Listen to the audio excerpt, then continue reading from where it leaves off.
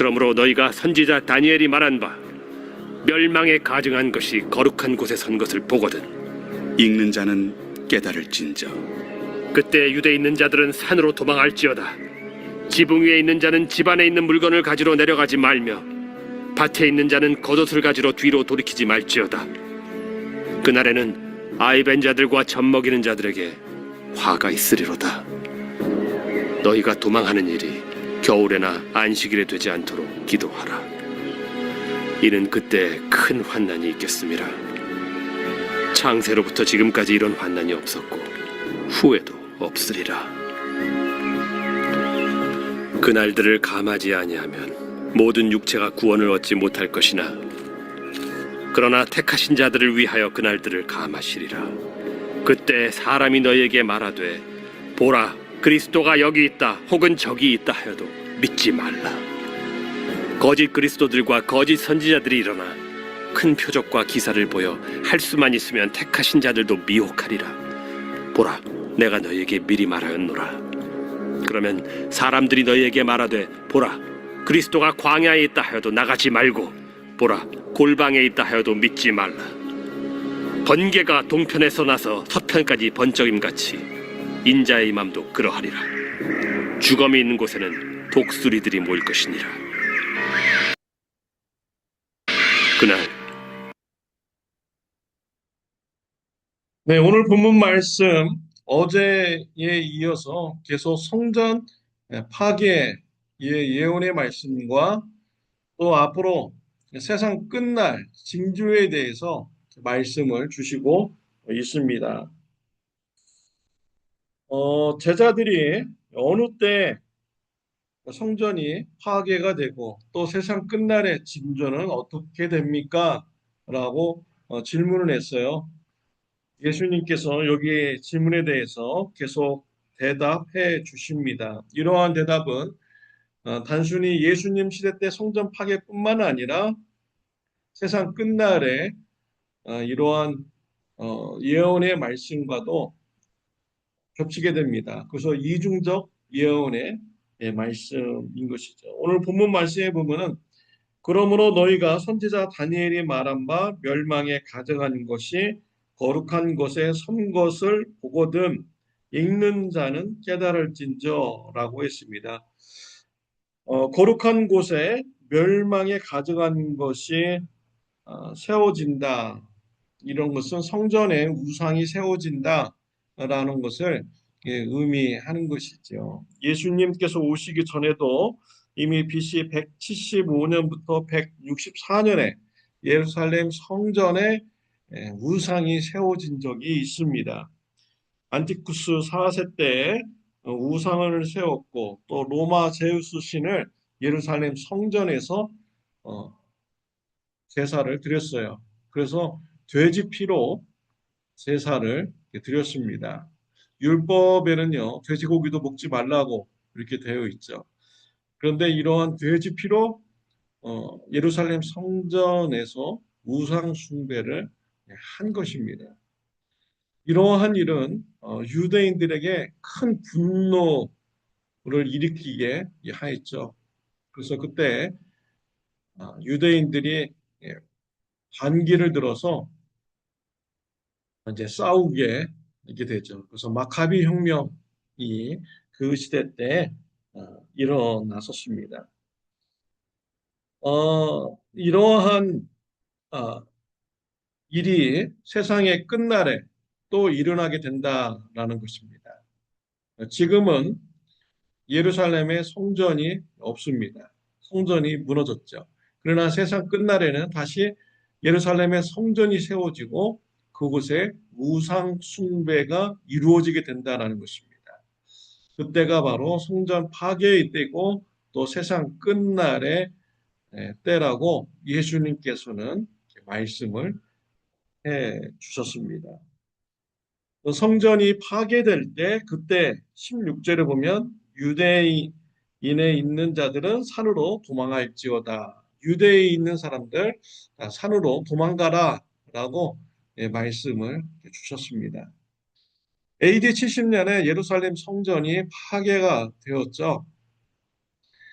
로마 장군에 의해서 포위가 되고 예루살렘 성이 함락이 되어갈 때 예수님의 말씀을 기억한 이 제자들, 그때는 산으로 예수님께서 도망가라고 했는데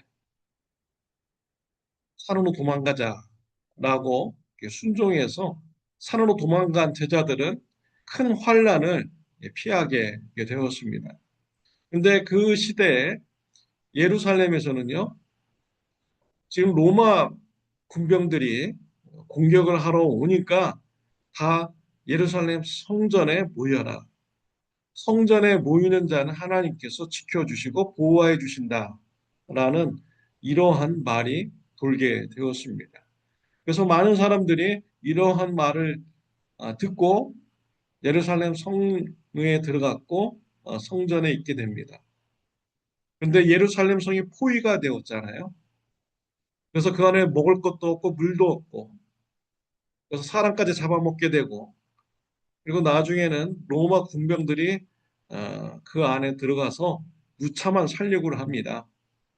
디도 장군이 예루살렘 성이 함락돼서 들어가 보았을 때 깜짝 놀라게 됩니다. 자기가 여러 전쟁을 가보았지만 참여해 보았지만 이렇게 비참하게 파괴되는 것은 내가 처음 본다라고 말할 정도였습니다.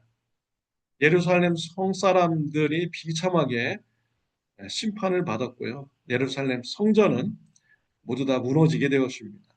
성전이 다 금으로 되어 있다라고 이렇게 퍼져가지고요. 그 벽돌을 다 부셔버린 것입니다.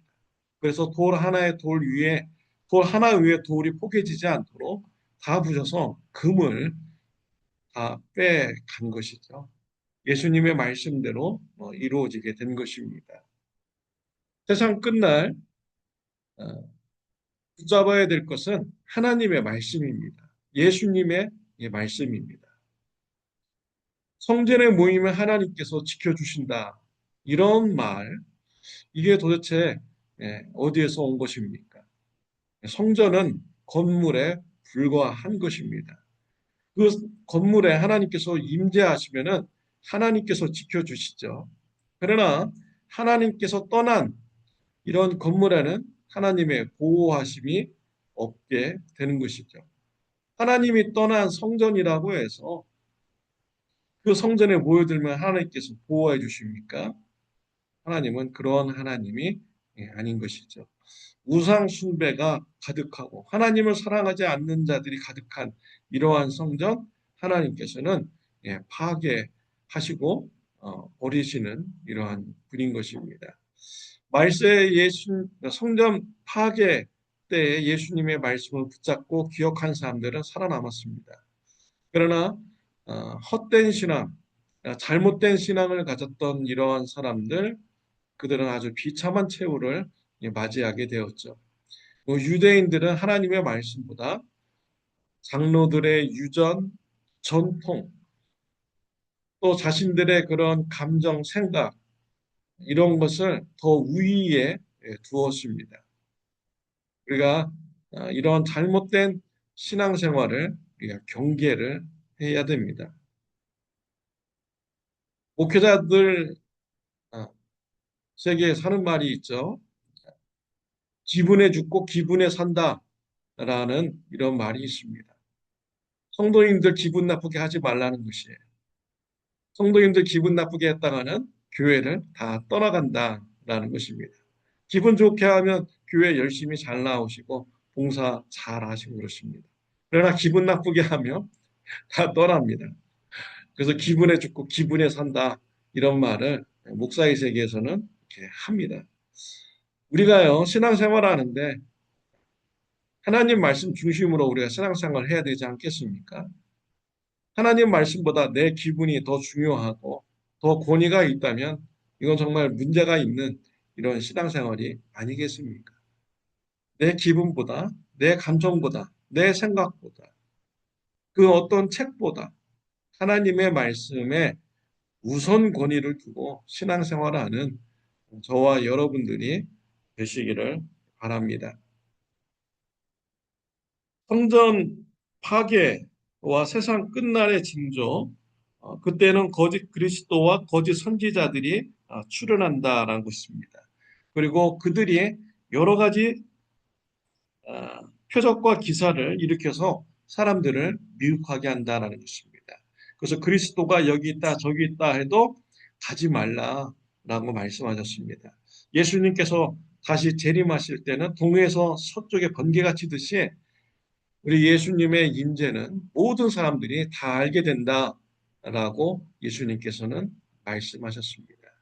세상이 시끄럽고 어지럽고 혼란할 때 거짓 그리스도, 적그리스도, 거짓 선지자들이 출현하게 됩니다. 그때 사람 따라다니지 말라라는 것이죠. 힘들고 어려울 때 사람 의지하는 것이 아닙니다. 힘들고 어려울 때 하나님의 말씀을 붙잡아야 되는 것입니다. 우리 예수님께서는 분명히 말씀하셨어요. 예수님이 재림하실 때 세상 모든 사람들이 다 알게 된다라고 했습니다. 그리스도가 여기 있다 저기 있다 해도 따라가지 말라라고 말씀하셨습니다. 세상 끝날 그런 날일지라도 그런 시대일지라도 우리가 하나님의 말씀 중심의 신앙생활을 하는 저와 여러분들이 되시기를 바랍니다. 28절에 보면 죽음이 있는 곳에는 독수리들이 보일 것이니라 라고 했습니다. 두 가지 의미가 있죠. 썩은 것이 있으면 독수리들이 모인다. 확실하다라는 것입니다.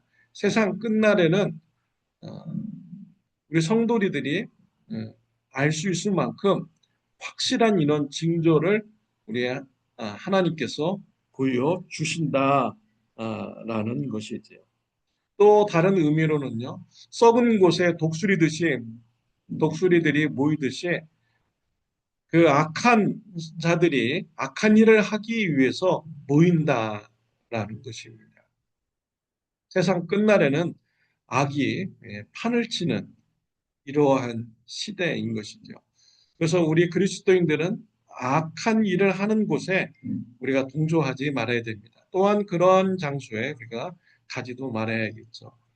우리가 하나님의 말씀을 붙잡고 우리가 인내하며 우리가 선한 일을 행하면서 신앙생활하는 저와 여러분들이 되시기를 바랍니다. 기도드리겠습니다. 하나님 아버지 감사합니다. 세상 끝날의 징조를 말씀을 통해서 가르쳐 주시니 감사합니다. 세상이 혼란스러울 때 더욱더 우리가 말씀 중심의 신앙생활을 할 수 있도록 하나님 은혜 베풀어 주시옵소서. 예수님의 이름으로 기도드렸습니다. 아멘. 오늘 하루도 말씀 중심의 신앙생활이 되시기를 바랍니다.